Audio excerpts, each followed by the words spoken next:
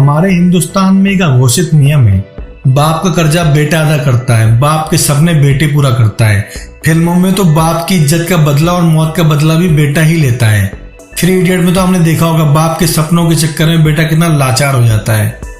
हमारे गॉडफादर चिरंजीवी की लाइफ में भी बाप बेटे का समीकरण बहुत ही ज्यादा केमिस्ट्री फुल है। उनके बेटे रामचरण तेजा RRR के बाद 7वें आसमान पर हैं, लेकिन बाप बेटे की जोड़ी इसी कर्जे के साथ साथ चल रही है। और इस बात को लेकर चिरंजीवी प्राउड फील करते हैं कि उनका बदला उनके बेटे ने एक इंडस्ट्री से ले लिया। अब वो कौन सी इंडस्ट्री है जिसने चिरंजीवी को अपमानित किया था और उसका बदला उनके बेटे ने लिया, आइए जानते हैं। एक्चुअली गॉडफादर के प्रमोशन के दौरान चिरंजीवी ने खुद इस बात का खुलासा किया है कि बॉलीवुड के एक इवेंट में उनकी बेइज्जती हुई थी। उनको इस तरह से इंट्रोडक्शन दिया गया था जैसे वो बाहरी हों, और हिंदी सिनेमा को कहा गया था इंडियन फिल्म इंडस्ट्री। यानी उनको बहुत इंसल्ट फील हुआ था और उनके इस बात का दुख था कि वो जहां से आते हैं उसको पहचान नहीं मिलती।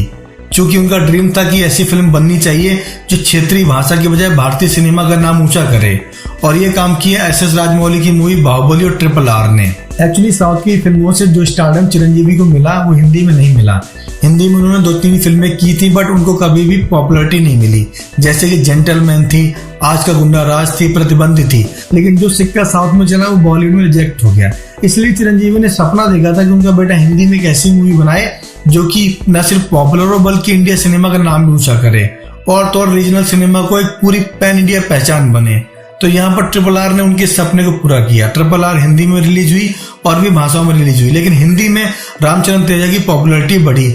और मुंबई में जब गॉडफादर के प्रमोशन के लिए चिरंजीवी आए तब ये बात कहते उनकी आंखों से आंसू आ गए।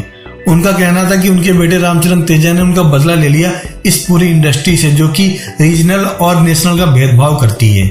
उनके मुताबिक पूरा भारत इंडिया सिनेमा की खोज है, लेकिन साउथ को एक अलग दुनिया में देखा जाता है। लेकिन राजमौली और उनके बेटे ने साबित कर दिया कि जो पैन इंडिया चलेगी वही इंडियन सिनेमा की मूवी कही जाएगी। अब हिंदी और तेलुगु की बहस नहीं चलेगी। इसके अलावा आज जब वो प्राउड से अपने बेटे के साथ इंडिया नॉर्थ इंडिया आते हैं तब लोग सब उनको रामचरण तेजा की RRR के लिए पहचानते हैं। ये उनके लिए प्राउड मोमेंट है। तो जो काम वो खुद बॉलीवुड में नहीं कर पाए वो काम उनके बेटे ने पूरा कर लिया। हालांकि चिरंजीवी इस बात को भूल जाते हैं कि उनके बेटे की जो बॉलीवुड में डेब्यू मूवी थी जंजीर, वो सुपर फ्लॉप थी, जो कि अमिताभ बच्चन की जंजीर का रीमेक होने के बावजूद पिट गई थी। तो हिट फ्लॉप का दौर चलता रहता है, लेकिन जो पुरानी गांठ थी अपमान की उसे पूरा करके चिरंजीवी के जो सपने पूरे किए रामचरण तेजा ने, वो हर बाप और बेटे के लिए मिसाल है। हर बाप चाहता है उनका बेटा रामचरण तेजा जैसा हो, और हर बेटे की ख्वाहिश होती है उनके पास चिरंजीवी जैसा सुपरस्टार फादर हो।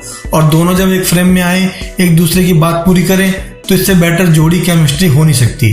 तो आज के जमाने में जहाँ पर बाप बेटे भाई बहन की बनती ना हो, वहाँ पर रामचरण तेजा और चिरंजीवी का ये फादर सन बॉन्ड देखकर दिल को वाकई सुकून मिलता है। दोस्तों, चैनल पहली बार आए हैं तो सब्सक्राइब कर दीजिए, वीडियो को लाइक कर दीजिए और कमेंट करके बताइए इस मूवी को लेकर आपका एक्साइटमेंट लेवल किस हद तक है।